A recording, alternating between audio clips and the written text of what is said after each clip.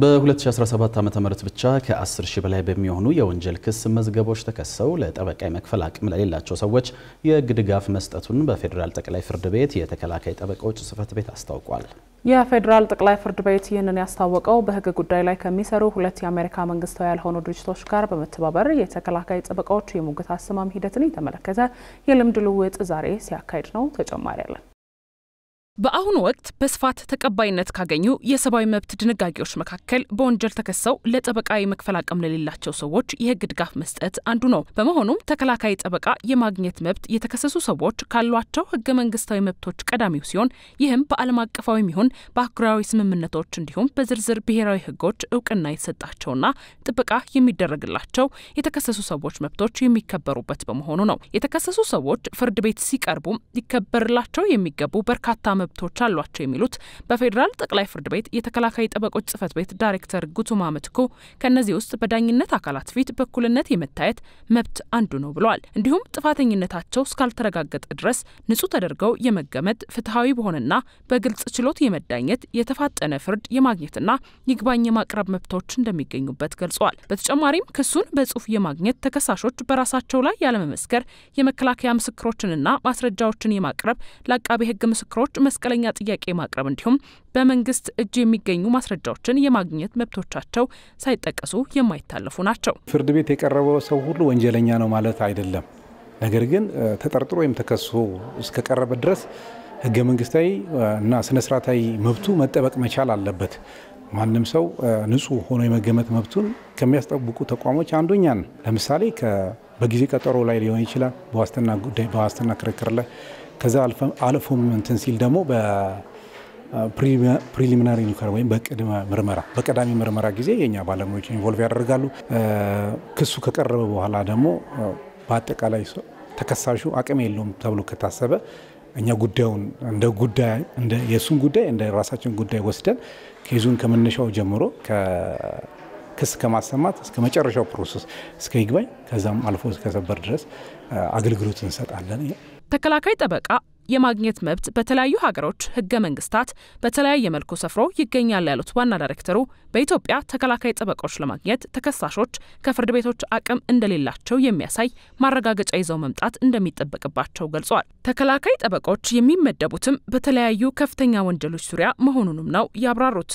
የኛን አገልግሎት ለማግኘት በመጀመሪያ ፍርድ ቤት ቀርቦ አቅም የሌለው መሆኑንና በዛ ምክንያት ደግሞ ፍትህ ይዛባል ብሎ ኮርቱ ካመነ ወደኛ ጽሕፈት ቤት ይመራል። ያንን መነሻ አድርገን ለተከሰሰው ሰው አገልግሎት እንሰጣለን። ለይም በትልልቅ ጉዳዮች ላይ ለምሳሌ በግድያ፣ ውንብድና፣ በሽብር፣ በሙስና እና ሌሎችም አነስተኛ ኬዞች ላይ ኢንቮልቭ እናደርጋለን። ግን ከቁጥር አንፃር ንጽጽር ስታደርጊ ትልልቅ ጉዳዮች ላይ ኢንቮልቭ የምናደርግበትና አገልግሎት የምንሰጥበት ሁኔታ ነው ያለው። ዳይሬክተሩ እንደሚሉት በፌደራል ጠቅላይ ፍርድ ቤት የተከላካይ ጠበቆች መኖራቸው ህብረተሰቡ ግንዛቤ የለውም። ይሁን እንጂ ጽሕፈት ቤቱ ባሳለፍነው 2017 ዓ.ም ብቻ ከ10 ሺህ በላይ ለሚሆኑ መዝገቦች ጥብቅና መቆም መቻሉን የገለጹት ዳይሬክተሩ ከ20 ሺህ በላይ ባለጉዳዮችንም ማስተናገዱን ተናግረዋል። አምና ብቻ ከ10 ሺህ በላይ መዝገቦችን አስተናግደናል። ፕላስ ደግሞ ወደ 22,000 አካባቢ እንትኖች ሰርታ ምንድነው ባለጉዳዮችን አስተናግደናል። በአንድ መዝገብ ላይ አንድ ሲንግል ክላይንት ብቻ ላይሆን ይችላል፣ 2-3 ለምሳሌ ሽብር፣ ህገ መንግስታዊ ስርዓቱን በመናድ ምናምን የሚባሉ ወንጀሎች ላይ አብዛኛው ቁጥር ያለው ሰው ይመጣል። ግን ክሱ አንድ ሆኖ ብዙ ቁጥር ያላቸው 70-80 የሚደርሱ ተከሳሾች ሊመጡ ይችላል። ያንን መነሻ አድርገን እንሰራለን። በዛሬው ዕለትም የፌደራል ጠቅላይ ፍርድ ቤት አሜሪካ ከሚገኙት ኒታ ናሽናል ኢንስቲትዩት ፎር ትራያል አድቮኬሲ እንዲሁም ጆንስ ዴይ ከተባሉ ግብረሰናይ ድርጅቶች ጋር በጋራ በመተባበር የተከላካይ ጠበቆች የሙግት አሰማም ሂደት ላይ የስልጠናና የልምድ ልውውጥ ተካሂዷል። የልምድ ልውውጡን የሰጡት በሀገር አሜሪካ ሺካጎ ኢሊኖይ በተሰኘ ፍርድ ቤት ዳኛ የሆኑት አንክሊር ዊሊያም ተከላካይ ጠበቆች ድምጽ የሚሆኑት ወይም ጥብቅና የሚቆሙት አብዛኛው ጊዜ እውቀት ለሌላቸው በተለይም ደግሞ ፍርድ ቤት በሚቀርቡበት ጊዜ ስለ መብቶቻቸው ለማያውቁ ሰዎች መሆኑን ገልጸዋል። በየትኛውም ሀገር ያሉ ተከላካይ ጠበቆች የተደላደለ ሁኔታ ላይኖራቸው ይችላል ያሉት ዳኛዋ ዛሬ እዚህ የተገኙት ማንኛውም ተከላካይ ጠበቃ በፍትህ ስርዓቱ ተስፋ እንዳይቆርጥና ራሳቸውን መከላከል ለማይችሉ ሰዎች መቆም እንዲችል ትምህርት ለመስጠት መሆኑን ነው የገለጹት።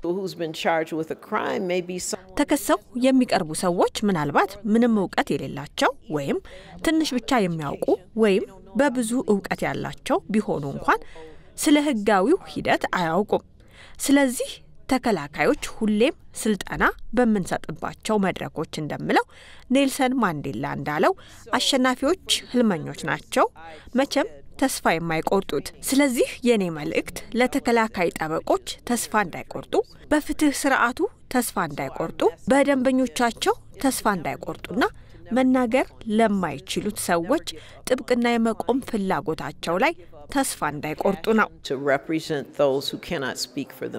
በአሜሪካ ሺካጎ የህግ ትምህርት ቤት ፕሮፌሰር የሆኑት ቶም ግራክቲ በበኩላቸው የተከላካይ ጠበቃዎች ነጻነት መጠበቅ የህግ ትምህርት ቤቶች መብቃትና መስፋፋት ምክንያት እንደሆነ ገልጸው በኢትዮጵያ የህግ ትምህርት ቤቶች እየተበራከቱ መምጣታቸው ነው የሚናገሩት።